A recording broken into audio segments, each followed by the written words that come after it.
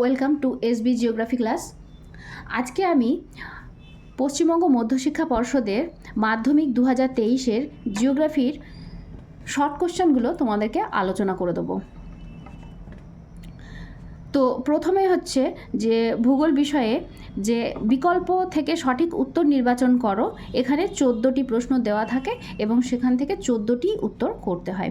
তো প্রথম 2023 সালে প্রথম যে প্রশ্নটি এসেছিল সেটি হচ্ছে যে প্রক্রিয়ায় অসমতল বন্ধুর ভূমি অপসারিত হয়ে সমতল বা প্রায় সমতলে পরিণত হয় তাকে বলা হয়, অর্থাৎ বন্ধুর ভূমি যখন অপসারিত হয়ে কি হয়, সমতল বা প্রায় সমতল হয়ে যায়, তখন সেটাকে বলা হয় পর্যায়ন। কারণ তোমরা জানো কোনো ভূমিরূপ যখন উঁচু হতে থাকে তখন তাকে বলা হয় আরোহণ, আর নিচু হয়ে গেলে সেটাকে বলে অবরোহণ। আর নগ্নীভবনের অর্থ হচ্ছে পুঞ্জিত ক্ষয়, আবহ বিকাশ, সবগুলো যখন সম্মিলিতভাবে হয়। কিন্তু পর্যায়ন হচ্ছে অসমতল কোনো ভূমিরূপ সমতল হয়ে পরিণত হওয়া।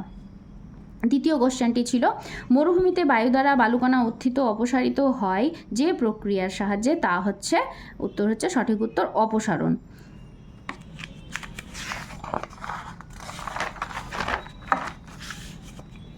আচ্ছা, তারপরের কোশ্চেনটি ছিল সমুদ্রপৃষ্ঠে গড় বায়ুচাপ হলো। এখানে দেখো সমুদ্রপৃষ্ঠে গড় বায়ুচাপ প্রত্যেকটা খুব কাছাকাছি উত্তরগুলো দিয়েছে। 1012.2 মিলিবার, 1013.2 মিলিবার, 1014.2 মিলিবার, 1015.2 মিলিবার। তো এখানে সঠিক উত্তর হচ্ছে 1013.2 মিলিবার। অ্যাকচুয়ালি এটা সঠিক উত্তরটা হচ্ছে 1013.25 মিলিবার। তবু এখানে যেহেতু 2 দেওয়া আছে সেহেতু এটাই আমরা সঠিক উত্তর বলবো। হ্যাঁ, এখানে সঠিক উত্তর হচ্ছে খ, 1013.2 মিলিবার। এর পরেরটি হচ্ছে নিরক্ষীয় জলবায়ু অঞ্চলে বৃষ্টিপাত ঘটে। তাহলে নিরক্ষীয় অঞ্চলে বৃষ্টিপাত ঘটে কখন? গ্রীষ্মকালে, বসন্তকালে, শীতকালে, সারা বছর ব্যাপী। আমরা জানি যে নিরক্ষীয় অঞ্চলে সারা বছর প্রতিদিন বিকেলবেলা বৃষ্টি হয় এবং সেটা হচ্ছে পরিচলন বৃষ্টিপাত। তাহলে এখানে সঠিক উত্তরটি হচ্ছে ঘ, সারা বছর ব্যাপী। 5 নম্বরের কোশ্চেন হলো এল নিনোর প্রভাব দেখা যায়। এল নিনোর প্রভাব কোন মহাসাগরে দেখা যায়? এল নিনোর প্রভাব দেখা যায় অবশ্যই প্রশান্ত মহাসাগরে দেখা যায়। এবং আমরা জানি যে এল নিনো যে বছরে হয় সেই বছরে কিন্তু ভারতে খরা দেখা যায়। কোনো স্থানের মুখ্য জোয়ার এবং গৌণ জোয়ারের মধ্যে সময়ের পার্থক্য।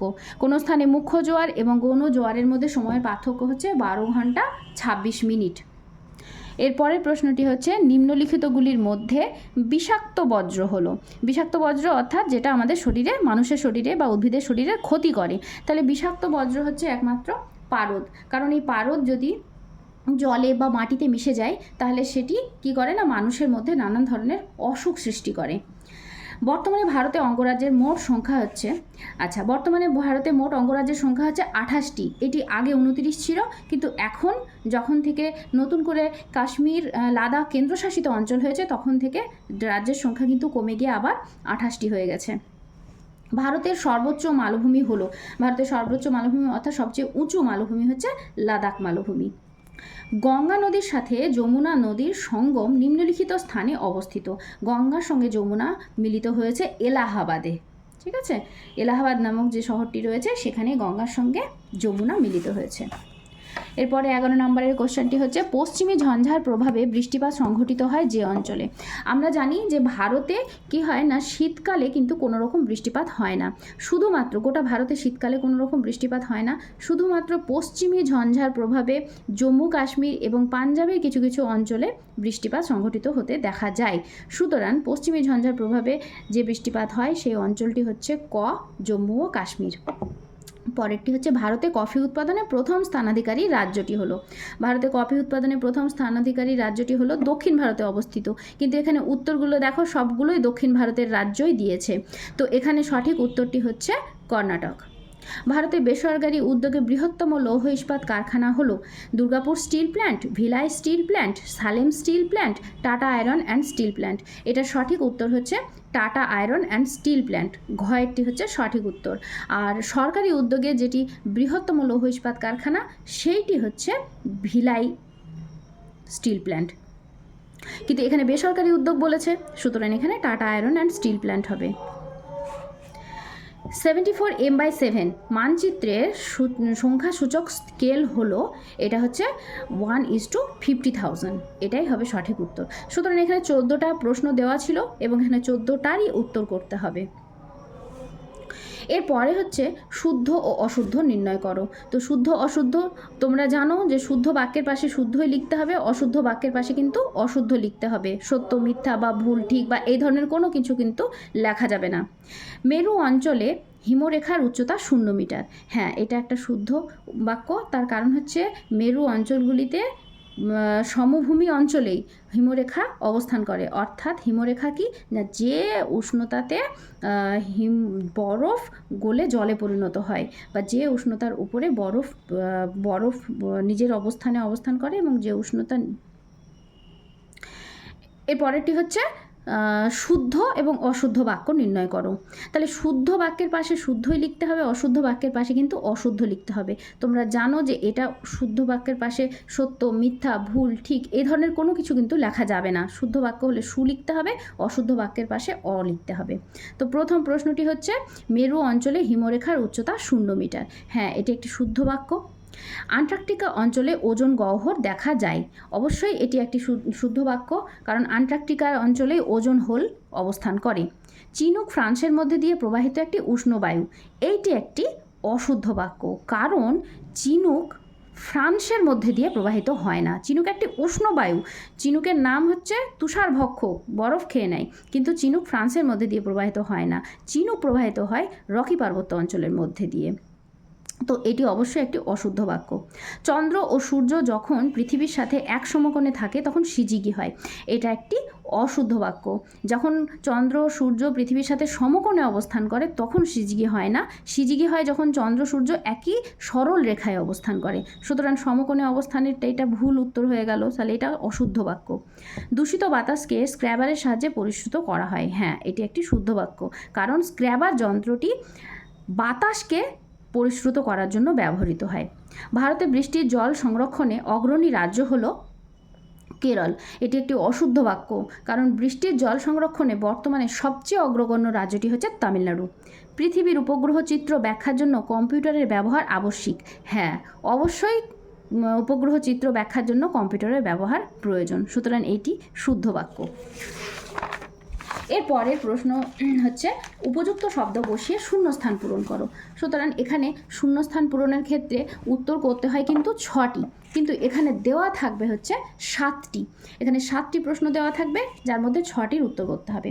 প্রথমটি হচ্ছে ফানেল আকৃতির চওড়া নদী মোহনাকে কি বলে? তাহলে ফানেল আকৃতির চওড়া নদী মোহনাকে খাঁড়ি বলে।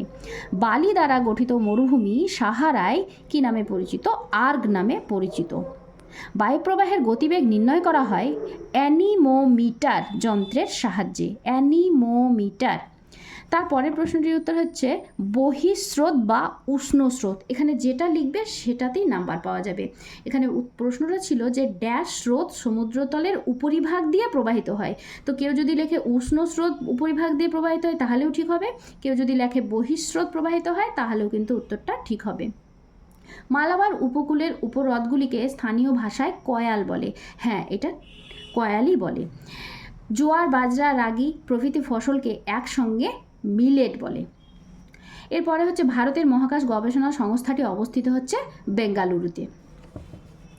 তারপরে হচ্ছে একটি বা দুটি বাক্যে বা শব্দে উত্তর দাও। আচ্ছা, একটি বা দুটি শব্দে উত্তর দাও, এখানেও করতে হবে 6টি, কিন্তু এখানে দেওয়া থাকবে 8টি। এখানে আমরা দুটো এক্সট্রা কোয়েশ্চেন পাই। সুতরাং এখানে আমাকে 6টি উত্তর লিখতে হবে। তোমরা একটা কাজ করতে পারো, যদি সবগুলো পারে তাহলে সবগুলোই উত্তর লিখে দিতে পারো। তাতে কি সুবিধা হবে, কোনো একটা যদি ভুল হয়ে যায় তাহলে তোমরা কিন্তু নাম্বারটা পুরো পেয়ে যাবে, কারণ পরবর্তীগুলো যদি ঠিক হয় তাহলে সেগুলোর ক্ষেত্রে এই নাম্বারটা কিন্তু ধরা হবে। মরুভূমিতে যে শুষ্ক নদী উপত্যকা দেখতে পাওয়া যায় তাকে বলা হয় কি? তাকে বলা হয় ওয়াদি। সম্পৃক্ত বায়ুর আপেক্ষিক আর্দ্রতার পরিমাণ উল্লেখ করো। সম্পৃক্ত বায়ুর আপেক্ষিক আর্দ্রতা হচ্ছে 100%। একটি পৃথিবী বিখ্যাত সামুদ্রিক মগ্নচড়ার নাম লেখো। আচ্ছা, পৃথিবী বিখ্যাত সামুদ্রিক মগ্নচড়া Grand Bank, Doggers Bank, Rockfall Bank, এগুলো সমস্তগুলোই আছে। এই তিনটের মধ্যে যেটা লিখবে সেইটারই নাম্বার কিন্তু পাওয়া যাবে। এটা বোর্ডের ইনস্ট্রাকশন ছিল। একটি জৈব ভঙ্গুর বজ্রের উদাহরণ দাও। জৈব ভঙ্গুর বজ্র হচ্ছে আনাজপত্র, সবজি, কৃষি বজ্র, এগুলো সবই জৈব ভঙ্গুর। যেটা লিখবে সেটাতেই নাম্বার পাওয়া যাবে। গাঙ্গেয় সমভূমির নবীন পলিমাটিকে কি বলে? গাঙ্গেয় সমভূমির নবীন পলিমাটির নাম হচ্ছে খাদার। ভারতের কোন রাজ্য চা উৎপাদনে প্রথম স্থান অধিকার করে? ভারতে চা উৎপাদনে প্রথম স্থান অধিকার করে অসম রাজ্যটি। 2011 খ্রিস্টাব্দের জনগণনা অনুযায়ী ভারতের সাক্ষরতার হার কত? 2011 খ্রিস্টাব্দের জনগণনা অনুযায়ী ভারতের সাক্ষরতার হার ছিল 74.04%, অর্থাৎ 74 লিখলেও কিন্তু নাম্বার দেওয়া হয়েছে। ভারতের কোন সংস্থা ভূবৈচিত্র্যসূচক মানচিত্র প্রস্তুত করে? এটা আমরা অবশ্যই জানি, ভারতে ভূবৈচিত্র্যসূচক মানচিত্র প্রস্তুত করে সার্ভে অফ ইন্ডিয়া, যার সদর দপ্তর অবস্থিত হচ্ছে দেরাদুনে। এরপরে ছিল বাম দিকের সঙ্গে ডান দিক মেলানো। এটা 4টি দেওয়া থাকে এবং এটা 4টিরই উত্তর করতে হয়। তাহলে প্রথম যেটা ছিল কালবৈশাখী। কালবৈশাখী কি না, কালবৈশাখী হচ্ছে একটি ঝড়, যেটা কোথায় দেখা যায়? কালবৈশাখী দেখা যায় হচ্ছে পশ্চিমবঙ্গে। তাহলে আমার কালবৈশাখীর সঙ্গে মিলে যাচ্ছে কোনটা? না পশ্চিমবঙ্গ। তারপরে হচ্ছে আরাবল্লী পর্বত। আরাবল্লী পর্বতের সঙ্গে মিলে যাচ্ছে রাজস্থান। সিলিকন ভ্যালি, ভারতের সিলিকন ভ্যালি নামে পরিচিত হচ্ছে বেঙ্গালুরু শহরটি। আর লাস্ট হচ্ছে ইক্ষু গবেষণা কেন্দ্র, যেটি হচ্ছে লখনৌতে অবস্থিত। সুতরাং আজকে আমি 2023 সালের কোশ্চেনটি, শর্ট কোশ্চেন পোর্শনটা আলোচনা করে দিলাম। ভূগোল বিষয়ে শর্ট কোশ্চেনের পোর্শনটি আলোচনা করে দিলাম। হ্যাঁ, তোমরা যদি আরও শর্ট কোশ্চেন এভাবে আলোচনা চাও তাহলে আমাকে অবশ্যই কমেন্ট করে জানাও এবং আমার চ্যানেলটিকে সাবস্ক্রাইব করে রাখো।